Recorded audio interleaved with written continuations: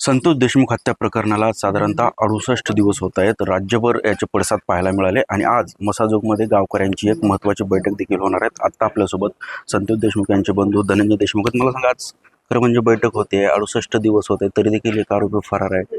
कसं पाहताय सगळीकडे? याला जे स्थानिकचं पोलीस प्रशासन आहे, जे केज पोलीस स्टेशन, त्यांना जे आरोपी जे आहेत त्यांच्यासोबतची जी वागणूक होती, त्याच्यातून हे पुढे आलेले खून प्रकरणं, खंडणी प्रकरणं, अपहरण प्रकरणं आहेत, हे वेळोवेळी सिद्ध झालेलं आहे. काही CCTV फुटेज आहेत, काही ऑडिओ रेकॉर्डिंग आहेत, FIR आहेत. याच्या माध्यमातून तुम्हाला सगळ्यांना माहीत आहे की कशा प्रकारे पोलीस यंत्रणेसोबत हे आरोपी एका ऑफिसमध्ये बसायचे, तिथं चहा नाश्ता चालायचा त्यांच्या गाडीवर त्यांचं जाणं येणं असायचं. यातून तुम्ही स्पष्ट भूमिका लक्षात येते तुमच्या की आरोपीला अभय देण्याचं काम हे केज पोलीस स्टेशनचे काही लोक करत होते आणि ते समाजानं बघितलेले आहेत. अतिशय चुकीच्या पद्धतीने ह्यांनी अभय दिल्यामुळे हे जे प्रकार घडलेले आहेत ते प्रकार आहेत. आणि कृष्णा आंधळे हा फरार असताना देखील त्याचे काही मित्र त्याच्या वाढदिवसाचं स्टेटस ठेवणे, त्याच्या वाढदिवसाच्या मागं पुढं कुठल्या तरी संतोष अण्णाच्या बातम्या बघताना किंवा कुणाच्या आरोपीच्या बातम्या बघताना कोयत्यानं त्याच्यावर वार करणे. जसं की आत्ताच तुमच्याच लातूरच्या रुग्णालयात तो जो म्हणजे अशोक मोहिते, तर त्याला आत्ता सुट्टी झाली 2-3 दिवसापूर्वी, मी देखील आलो होतो तिथं. हे प्रकार जे आहेत हे सगळे काय घडतायत याचा अभ्यास यंत्रणेनं करणं कामाचं आहे. जे काही त्यांचे पाठीराखे आहेत, जे काही त्यांचे नाव घेऊन त्यांचे स्टेटस ठेवतात राजकीय नेत्यांचे, त्या लोकांनी यांना थांबवण्याचं काम आहे, नाहीतर खूप मोठा विध्वंस या लोकांकडून घडण्याचं काम होणार आहे. खरं म्हणजे आज ग्रामस्थांची बैठक देखील होणार आहे. काय पुढली दिशा कशी राहणार आहे नेमकं? गावकरी वेळोवेळी एक दिशा ठरवतात. मग ते आंदोलन असेल, काही मागणी असेल, किंवा काय पुढं वाटचाल काय करायची, न्यायाच्या भूमिकेमध्ये आपल्याला काय केलं पाहिजे, त्यावर या वेळोवेळी गावकरी आंदोलन म्हणजे बैठक घेतात. आणि तसाच त्याच्यातलाच एक प्रकार आज आहे की गावकरी संतप्त झालेले मला दिसले सकाळी, की जे चंद्रशेखर बावनकुळे आहेत त्यांनी संतोष अण्णा देशमुख हे BJPचे बूथ प्रमुख असताना त्यांच्या कुटुंबाला, त्यांच्या गावाला किंवा कुणालाही संपर्क कसलाही न करता ते वेगळ्याच दिशेनं त्यांचं प्लॅनिंग चालू आहे.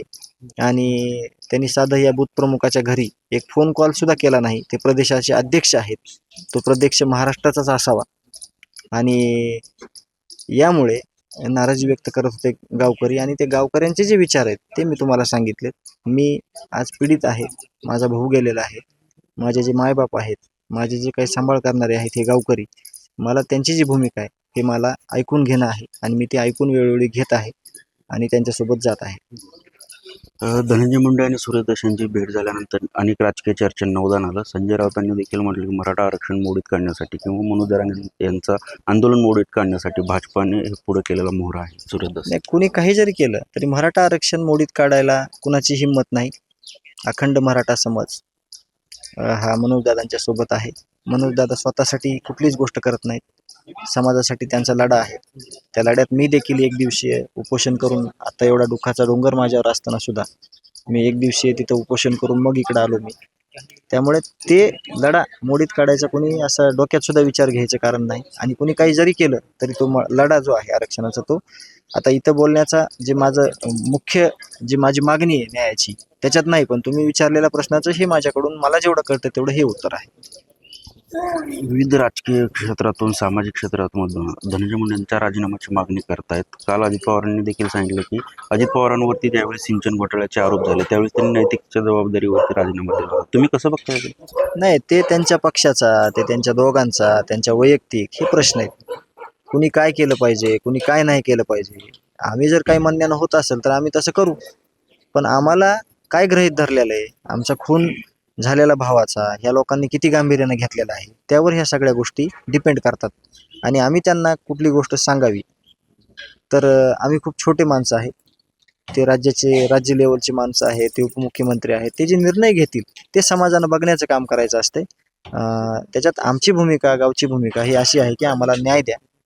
हे जे दरिंदे लोक पोचलेले होते त्यांना कुठंही थारा देऊ नका आणि त्यांना फाशीची शिक्षा देताना काय निर्णय घेता येतात कठोरातले कठोर ते घ्या, एवढी आमची भूमिका आहे. खरं म्हणजे या हत्या प्रकरणामध्ये सुरेश दसांनी न्याय देण्याच्या भूमिकेत एक आक्रमक पवित्रा घेतला होता, ज्यानंतर धनंजय मुंडे आणि सूर्यदास यांची बैठक झाली, भेट झाली. त्याच्यानंतर सूर्यदासांसोबत काही तुमचा संपर्क, बोलणं काय झालं? SITला हे भेट झाल्यानंतर SITला एक पत्र दिलेलं आहे. त्या पत्रामध्ये जे काही उल्लेख केलेले आहेत ते मी अजून काही एवढे व्यवस्थित वाचले नाहीत. ते SITला पत्र दिलेलं आहे या तपासासंदर्भातलंच. आणि आम्ही पीडित आहोत. आम्हाला प्रत्येक माणसाने आम्हाला न्यायाच्या भूमिकेत यावं हे पहिल्या दिवशीपासून आम्ही म्हणतोय आणि आमची शेवटपर्यंत तीच इच्छा राहणार आहे की आम्हाला न्याय द्या, आमच्यासोबत या, आमचं सांत्वन करा, आमच्या गावाला धीर द्या, कुटुंबाला धीर द्या आणि आम्हाला न्याय द्या. एकंदरीत अनेक राजकीय नेत्यांनी, कार्यकर्त्यांनी आणि पक्षातल्या अनेक लोकांनी तुम्हाला आतापर्यंत भेटी दिल्यात. उद्या सुप्रिया सुळे देखील तुमच्या भेटीसाठी येणार आहेत. काही चर्चा झाली? नाही, आम्हाला निरोप आलेला आहे. सुप्रियाताई उद्या 9 वाजता इथे येणार आहेत मुंबईवरून. आणि आमची गावकऱ्यांची कुटुंबाची एकच मागणी आहे की आम्हाला न्यायाच्या भूमिकेमध्ये तुम्हाला काय करता येतं ह्याच्यात. इथं एवढी अराजकता का पसरली होती, इथं काय स्थानिक प्रशासन काय करत होतं, किंवा यांचं लागेदोरे लागेबंदे कसे आहेत कोणासोबत, ह्यांनी कसं घडवलं ही गोष्ट, किंवा ह्याच्या अगोदरची पण पार्श्वभूमी आम्ही त्याला प्रामुख्याने सांगणार आहोत. आणि मग ते आम्ही आमचं ऐकून घेतल्यानंतर त्या योग्य दिशा ठरवतील, ते न्यायाच्या भूमिकेमध्ये येतील अशी आम्हाला गावकऱ्यांना माफक अपेक्षा आहे. तर हे होते धनंजय देशमुख. न्यायाच्या मागणीसाठी पुढील दिशा ठरवण्यासाठी आज मसाजोगमध्ये बैठक देखील ग्रामस्थांची होणार असल्याची माहिती यावेळी त्यांनी दिली.